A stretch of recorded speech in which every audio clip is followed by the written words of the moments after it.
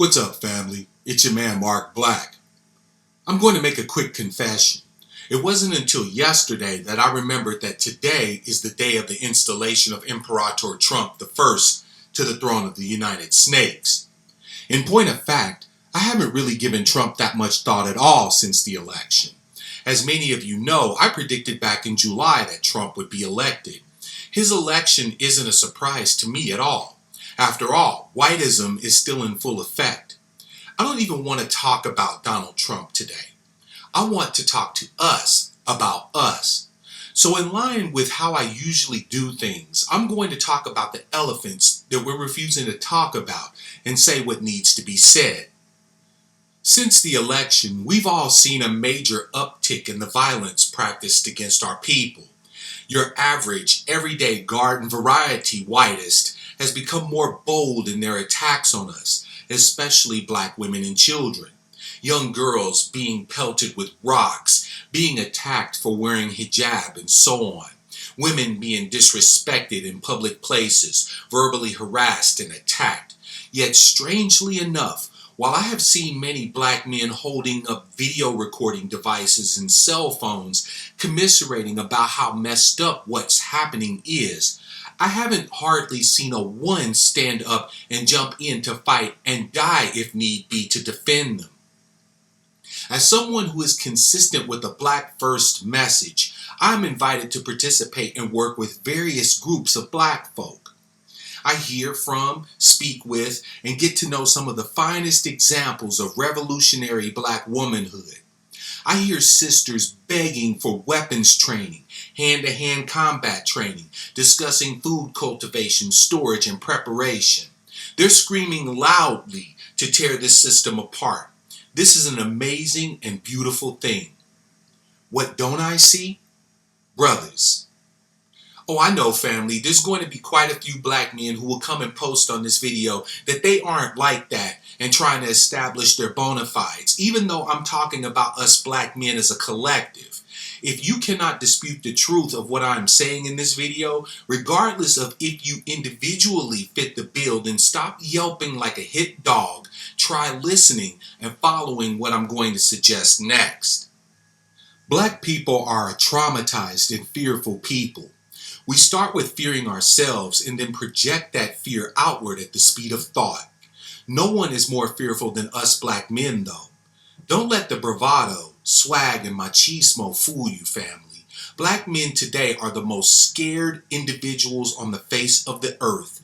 We are scared of ourselves. We are scared of women. We are scared of our enemies. We are scared of just about everything. Tell the truth and shame the devils. This isn't your brother bashing you. I am you. I also know you. We are afraid.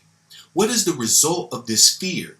We put up walls that last a lifetime, refuse to consider trusting anyone, and turn to hatred. We are the most untrusting people on the planet, and no one distrusts more than the black man. We don't even trust the people who gave us life. Many of us hate our parents.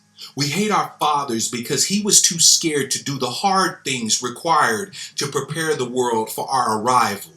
We hate our mothers because she chose to give this weak man room in her womb to create us. We start with hating ourselves and then project that hatred outward at the speed of thought. We hate ourselves. We hate women. We hate our enemies. We hate just about everything. Again, tell the truth and shame the devils. I am not certain how we manage to fool our sisters into thinking that hatred is the root of the issues that the black man has with them. Sisters are usually good at spotting the hypocritical contradictions in everything, which is why they are consistently at the forefront of any movement for change and revolution. Sure, we men get all the credit when a revolution is successful, but who is it that feeds revolutionaries? Who is it that heals them, loves them, hides them, pushes them, and buries them? Yeah, perhaps it's their love for us that blinds them. Now, however, that the scales are falling from their eyes, they are turning to us with an anger that only a black woman who has seen through generations of lies can have. And this completes the circuit. This closes the circle. Now our defeat is completed. They've tried loving us, even when we had less access and less resources than we do today, to no avail. Now that they're angry at us, blasting us with words that wither away our weak mental and emotional defenses, we want to blame them. No, my beloved brother, if you want to understand who is to blame for the pain, the suffering, and the fear we wallow in every single day, then you only have to look into a mirror. However, my dear brothers, I am not speaking up today solely to chastise you, berate you, and get likes and clicks. I come before you as always with good news. The good news is that today you can change things for the better. It doesn't require that you have any money, although that definitely helps. It only requires something that you have long felt you didn't have to give. It requires courage. Courage, also called bravery or valor, is the choice and willingness to confront agony, pain, danger, uncertainty, or intimidation. The only way out of the hole we are in as a people is to make a single choice. We have to choose to confront those things we run away from in fear, family. That's all. But it's everything. Now, I don't have all the answers, and I won't pretend to. However, I have a quick list of 10 things we can do right now, today, to make Imperator Trump absolutely irrelevant. If we do these things, we're going to dust off and uncover something that has been hidden for nearly 400 years in the United States. We're going to find our inner fire. In no particular order, here are the 10 good things we black men can do right now to begin to face our fears, remove our doubts, and become the creators of a new life for our people. Number 1, master a single skill and teach that skill to another black person. We can do for ourselves, family. Any man can learn to do one single thing and show someone else how to master it. Think about how the idea of mastery makes you feel, and you'll quickly see why it's on this list. Number 2, put down the recording devices and pick up the fist. No one, and I mean no one, in 2017 and moving forward should be able to attack any black person with impunity. If you are there to see it, you are there to stop it using any method or means you have available. Even if it means risking and possibly losing your life, that's all right. We all die, except the cowards. They're dying every day over and over and over. Number 3, find just one black woman to love on. Before I continue, let me say that this doesn't just mean finding a black woman to have sex with. I said find one to love on. Find a black woman who doesn't have anyone she can talk with and be her ear for her. Let her pour out that pain in her heart to you and listen, really listen. Let her lance that infected psyche of hers so that mental and emotional poison in her can flow out and she can begin to heal. Take a sister to the store to get groceries for her family today and don't charge her a damn thing. Carry her bags to the car for her. Get a sister a gift today and tell her that you did it just because you love her blackness. Cut her grass. Ask her on trash day if you can take out her trash for her. Fix her car or pay to have it fixed and don't ask for anything in return. Love is action. Love ain't running game, hitting and quitting, or quid pro quo. Love is doing for our sisters because we have it to do for them and no other reason. Love is revolutionary. Number 4, every child in our community needs a father. Be one. I don't buy into the stereotype that black men aren't in their children's lives. That's slanderous and patently false. I am actually challenging you to become fathers to all black children. DNA don't matter in what I'm saying right now. Every black child is mine and yours. Number 5, be black first. Whenever there is a call for action, we black men need to be the largest group, the first on the scene, and the last to stand down. It's shameful that in every organization we have, no matter its purpose, black women are the loudest, strongest, most active, the first to rise, the last to leave, the most supportive, and the most giving. No more, beloved brothers. This one's ours to do. Number 6, discipline the dick. Black man, black man. Sex is a gift and one of the most powerful and beautiful experiences we'll ever have in this life. It is going to be the vehicle by which we gain a real immortality. However, we have used sex as a weapon, trying to demonstrate the courage we lack in every other area in life in the bed. This needs to stop. Ask yourselves a question, brothers. What black men around you with children actually planned for his children to be here? Get some hard numbers, brothers. What you'll find is that the numbers are so minuscule as to be laughable.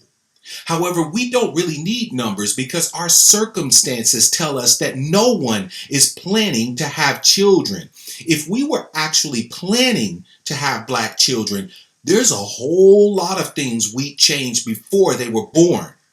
If we were planning to have children, whiteism would be getting banged on every day and would be on its way out. But let's take children out of the equation, as sex isn't just for procreating. Sex is the most powerful tool for increasing and strengthening the bond between you and those who you choose to love. So we have to stop defending those who would use sex to hurt our people. We rant and rave against same-gender loving black people while sheltering pedophiles and rapists in our families. We rail against swirling, and we should. But where are the brothers standing up collectively to teach and live the ideas that a woman's body is her own, not ours? No means no, and without affirmative consent, we are walking around raping around the clock. This cannot be happening anymore. Discipline the dick, brothers. Number 7, hug your brother. Too many of us black men don't have a clue what it's like to just be loved.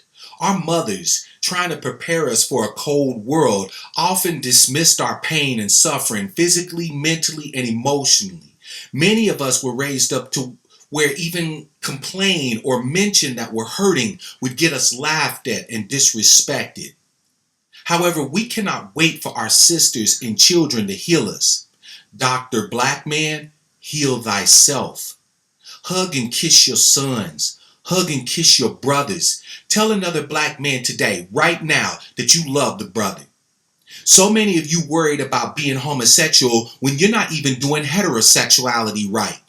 Love is strong. Love ain't afraid of a damn thing. Love is courage. It ain't gay to lean on your brother. It ain't gay to say that you need another black man in your life. It ain't gay to be another black man's rock. It ain't gay to show affection for another black man.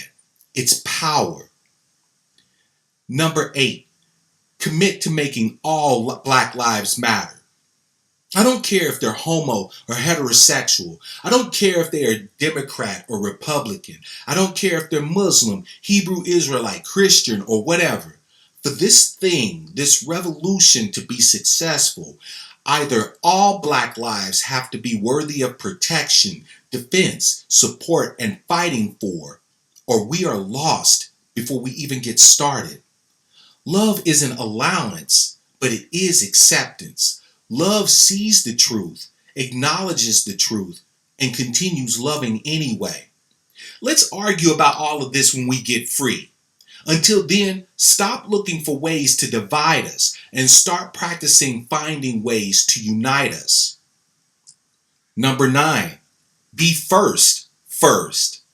Yeshua, Al-Mahdi, and so on. We're still sitting here waiting on a Savior to come and free us. You are our Savior, brother. You, yes, you are the Savior we've all been waiting for. You are the warrior who will fight for us. You are the builder who will construct the world we want to live in. You are the doctor who will heal our bodies. You are the scholar who will teach the people. You are the vision bearer holding up the torch of freedom for our oppressed people. It is you, black man, and no one else. Speaking of which, Last and not least, number 10, understand that right or wrong, better or worse, we are all we have. Becky and Brad won't choose to save you first. Jose and Juanita won't love you over themselves. Fadil and Fatima won't invest in your communities to your benefit and growth. We all we got. And that's the way it's always been. So on this fine Friday, let me just say 2 words that reflects how we should be looking at today's events. Trump who? This is your man Mark Black. Until next time, love, peace, prosperity, and power. Real power to my people.